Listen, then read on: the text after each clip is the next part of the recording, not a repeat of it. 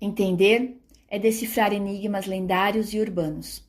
É ir de encontro à história que não conhecemos, contada por outros olhos, de outros ângulos. Thaís Rioto. Sanatórios e hospitais.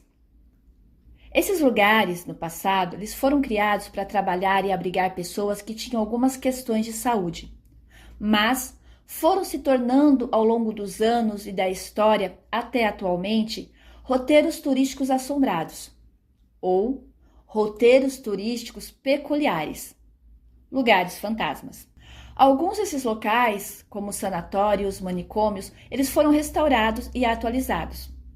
Alguns ainda exercem a mesma função, porém, com a tecnologia, com o conhecimento da medicina, a forma como eles eram tratados, foram se atualizando também. Outros foram transformados em residências, comércios, alguns ficaram esquecidos no tempo, como lugares abandonados. Outros, apesar deles ainda estarem como lugares abandonados porque não passaram por uma reforma, eles estão sendo utilizados de outro jeito, através de eventos. Então, existe essa transformação dessa arquitetura ao longo dos anos. O problema é como foi falado no primeiro vídeo. E nós vamos entender neste podcast a diferença desses nomes. Sanatório é um estabelecimento, um hospital de isolamento destinado ao tratamento de doenças cuja cura se baseia no repouso e normalmente nas condições climáticas. Refere-se ao estabelecimento para tratamento de doenças crônicas e respiratórias, como a tuberculose, ou como ela também era conhecida no passado, peste branca. O manicômio, ele é um termo geral utilizado no passado para se referir a qualquer hospital psiquiátrico. O termo manicômio, ele não existe mais, ele não é mais um termo ético para ser usado. Hoje em dia, utilizamos hospital psiquiátrico. Mas eles sempre foram locais, no passado, que serviam apenas para isolar os doentes, sem a intenção de tratar os portadores de transtornos mentais. Esses locais, eles eram uma espécie de avaliação. Algumas pessoas que tinham algumas determinadas doenças, que demorava-se um pouco para entender como elas iam ser tratadas, elas ficavam nesses locais. Depois, sim, elas eram avaliadas por uma equipe médica e encaminhadas para os locais que mais tinham a ver com o que o paciente estava sentindo. No passado, esse manicômio, esses locais, eles também serviam nessa avaliação, às vezes contínua, pois uma doença, às vezes, não se sabia como tratar ou como ela começou, então eles ficavam por longos tempos nesses locais, até que conseguissem entender como esse paciente poderia ser tratado da melhor forma possível. Hospício, local ou hospital especializado na internação e no tratamento de pessoas com problemas mentais, também chamados de hospitais psiquiátricos. São equipes formadas por médicos, terapeutas, enfermeiros e psiquiatras especializados para amparar, acolher e tratar os portadores de transtornos mentais.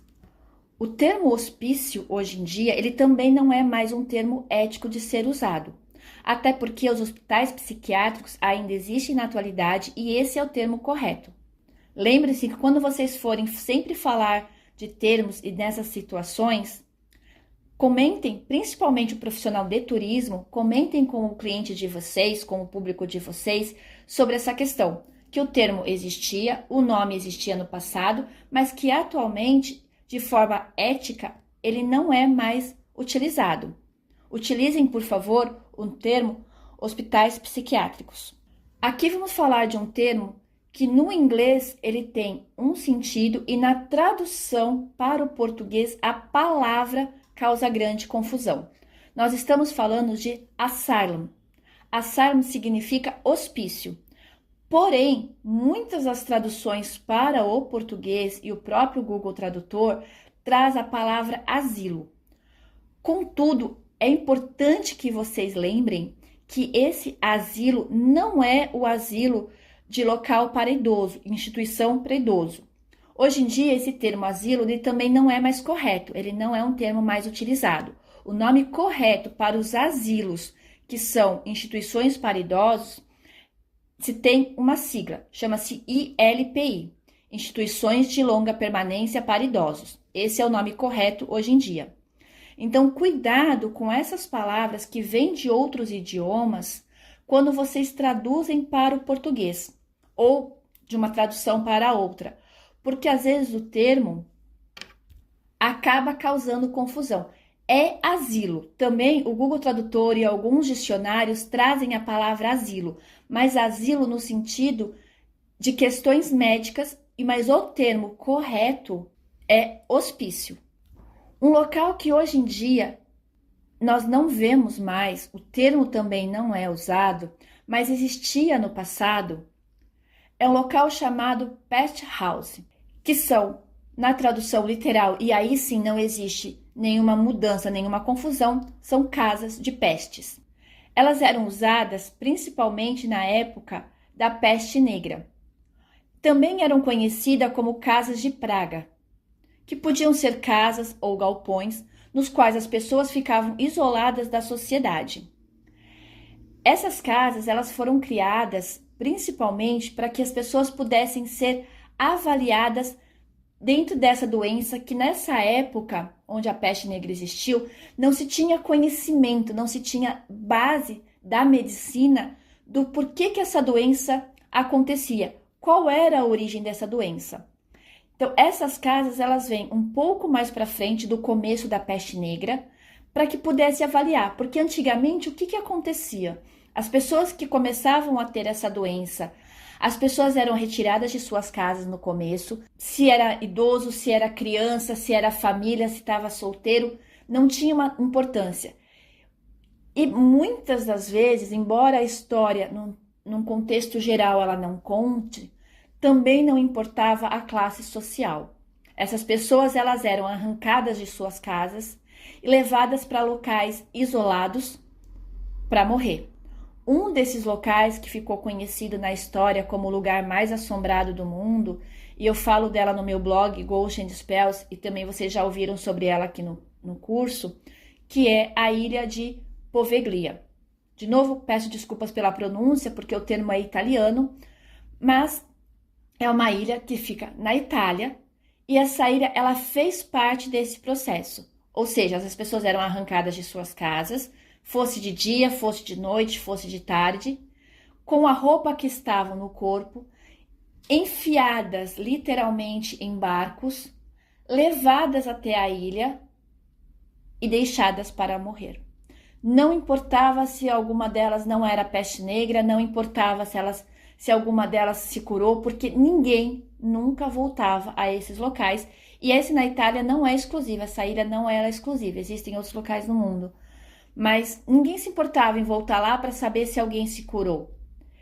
E exatamente quando essa peste negra ela começa a ganhar e tomar conta, os médicos pensam da seguinte forma: não adianta tirar as pessoas das casas e colocar em um local isolado onde a gente não volta para ver o que está acontecendo, porque a gente nunca vai achar a cura, a gente nunca vai entender como é que ela começa. Aí passam a ser criados por alguns médicos a casa de peste ou casa de praga, para que as pessoas fossem colocadas ali como um isolamento. Elas também não tinham contato com a sociedade, elas também eram arrancadas de suas casas, mas esses galpões e essas casas, embora ficassem um pouco isolados, os médicos iam até lá para acompanhar, para tentar entender quais sintomas, o que estava acontecendo, se tinha melhora, por que tinha melhorado, o que tinha acontecido. Então, essas pessoas passam a ser avaliadas na necessidade e na urgência de achar uma cura para a peste negra. Continuando a falar de classificações que acabam fazendo com que as pessoas se confundam, estão mosteiro e convento. Eles saem um pouco dessa questão dos sanatórios, manicômios, hospitais psiquiátricos, mas é importante que vocês conheçam, porque a gente tem esses termos na atualidade, só que mosteiro é uma questão e convento é outro. E existe em ambos, sem falar de novo de religião, mas falando de um contexto do turismo assombrado, de energias, principalmente arquiteturas antigas, algumas que foram mudando ao longo do tempo, outras que continuam sendo mosteiros ou conventos, eles têm, por ser locais diferentes, histórias diferentes. E sempre lembrando que, como a gente vai falar de dois pontos que eles estão diretamente ligados a religiões, peço tanto aos profissionais de turismo quanto ao público, mesmo que não seja a religião de vocês, o respeito ao falar desses locais. Existem conventos e mosteiros que não têm nada a ver com o turismo assombrado, eles estão ligados diretamente com o turismo de religião, mas existem sim, ao longo da história, no Brasil e em outras partes do mundo, locais que são de visita aberta por causa dessa energia que existe no local. Conventos. Era edificado na zona urbana da cidade, normalmente delimitada por uma muralha, onde os cidadãos se congregavam para fins administrativos ou de justiça. Depois passou a ser usado no sentido religioso. É onde ficam ou onde nós encontramos as ordens religiosas formadas por frades ou freiras. Mosteiro ou monastério. Antigamente, e ainda são comuns serem encontrados fora da cidade. Estão normalmente em montanhas, em locais mais abertos, com contato direto da natureza. Ou aqui nas cidades, como existe atualmente, eles sempre vão ter alguma questão da natureza nesses locais. É um local de habitação, oração e trabalho de uma comunidade onde os monges ficam.